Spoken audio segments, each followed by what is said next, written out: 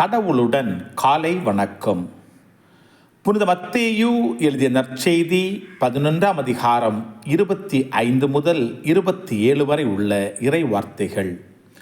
அக்காலத்தில் இயேசு கூறியது: தந்தையே, விண்ணுக்கும் மண்ணுக்கும் ஆண்டவரே, உம்மை போற்றுகிறேன். ஏனெனில் ஞானிகளுக்கும் அறிஞர்களுக்கும் இவற்றை மறைத்து குழந்தைகளுக்கு வெளிப்படுத்தினீர். ஆம் தந்தையே, இதுவே உமது திருவுளம். என் தந்தை எல்லாவற்றையும் என்னிடத்தில் ஒப்படைத்திருக்கிறார். தந்தையை தவிர வேறு எவரும் மகனை அறியார். மகனும் அவர் யாருக்கு வெளிப்படுத்த வேண்டுமென்று விரும்புகிறாரோ அவருமன்றி வேறு எவரும் தந்தையை அறியார் என்று கூறினார். கிறிஸ்துவின் நற்செய்தி. இந்த நாள் இனிய நாளாக அமைய வாழ்த்துக்கள்.